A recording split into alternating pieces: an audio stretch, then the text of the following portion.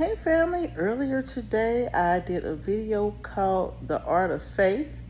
However, half of the video cut off, so this is the to be continued portion of that video. So here we go. Where we left off was I just landed in Vietnam and I was blessed with $1,000 that tied me over for a month until my paycheck started rolling in with my new job in Vietnam. So now we're going to fast forward, and I am back home in the States. And because somebody was in my home renting, I went and I stayed with some family members until over the summer, and then I got a new job. So the job came fast and furious. It was really fast when it came. So I looked up and they called me and they said, "We want you here." So I packed up my bags and I began to drive. And where was I going? I have no idea. I was just going to the state that they required me to go to. So I was driving. I hadn't had any time to prepare. I hadn't had time to find a place to live, a hotel, apartment, or anything like that. So I just hopped in the car. I said, "Okay, Lord." All I had was my 3 suitcases, and those were 3 suitcases that I had brought back with me from when I went to Vietnam. So I'm driving. So my supervisor calls me while I'm driving across the country. She calls me and was like, "Do you have any place to stay, or do you know where you're going or anything like that?" I was like, "No, I just put the city and the state in, and I just hopped on the road." So she was like, "Well, take this person's name down. I think she works with you in a different department, but she works with you, and she's a good person, and I think you guys will hit it off." I was like, "Okay, cool." So I'm driving.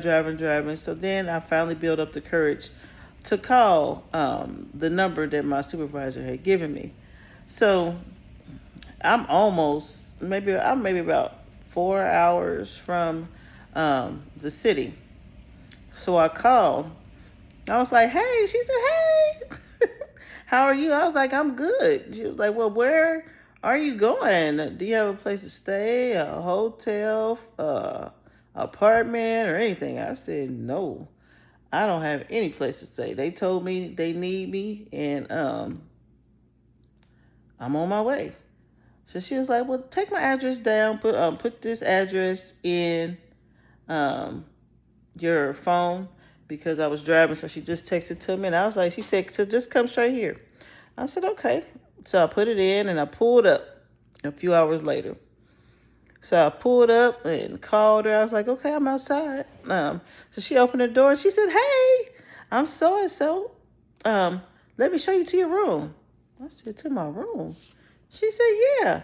Here's the keys. And here's the room. You can stay here for as long as you like. I want you to just make yourself comfortable.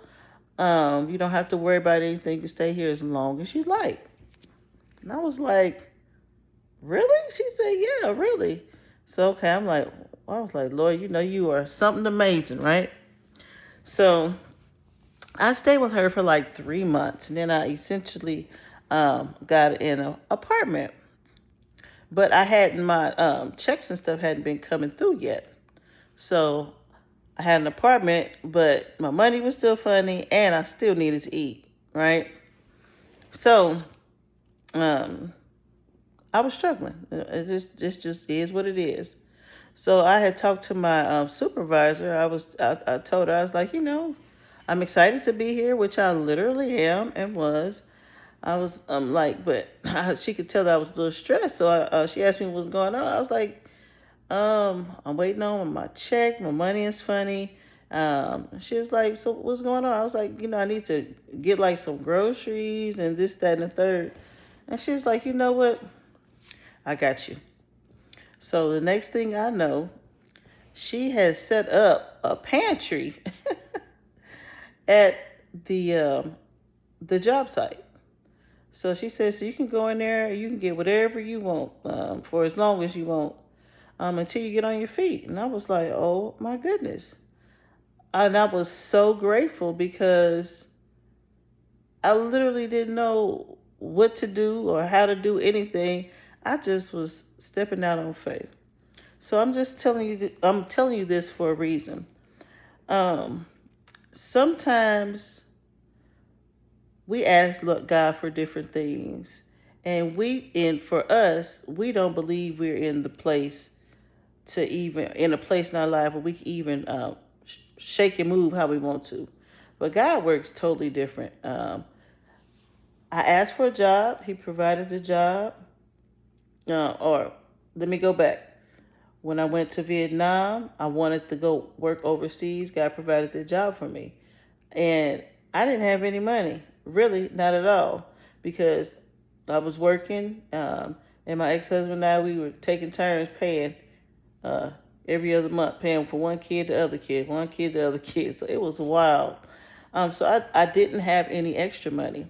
So God made a way. He provided funds for me, $1,000. And to us, that's not a lot of money, but in Vietnam, that sustained me for a month until my check started rolling in.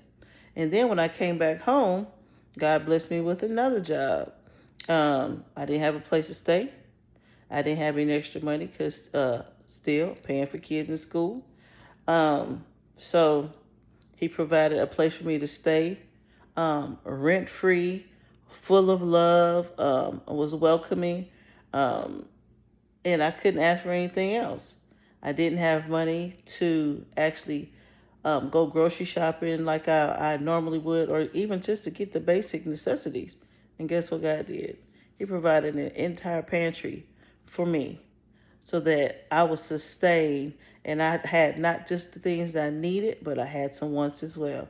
So it was not just food, but it was toiletries and it was everything. So why am I going back to this and going over this entire story? And how does it tie into midlife transformation? Well, I'm glad you asked. Because when we are transforming in this era of our lives, what we must have is faith. Faith just the size of a mustard seed. But not just faith. We have to remember that faith without works is dead. So even though I had faith, I had to move my feet and really put my faith into action in order for my blessings to come into fruition. And I had to understand that my steps were ordered. But here is the topping, or the icing on the cake that I wanted to tell you. Remember when I told you guys that on the day of my birthday party, I had a vision God showed me in my dreams.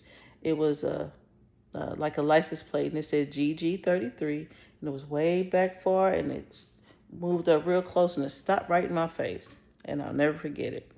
So the lady who let me stay with her, I had went by her house because we're good friends. I went by her house, and we were chit-chatting and whatnot, and I looked on her counter. She had a big old jug. You know how we put our name on our water jug. And it was a big GG on her water jug. Now, the initials GG is not the norm, okay? And what's so funny is I've known her name the entire time because she introduced herself to me. Um, but I didn't put it, I never put two and two together until the day I went to her house and I saw her water jug and it was her initials GG on there. And guys, when I tell y'all, the tears just automatically just started pouring down my face because all I could say was, Jesus, thank you. You have ordered my steps, and you showed me a couple of years ago, um, and all I had to do was just trust you. So I just want you guys to know that we're going to go through some things during this transformation period of our lives. However, you have to have faith, just the size of a mustard seed.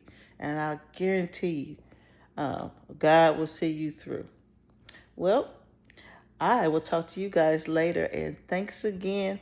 And we are going to come back and talk a little more about our midlife transformation period. Love you. Bye.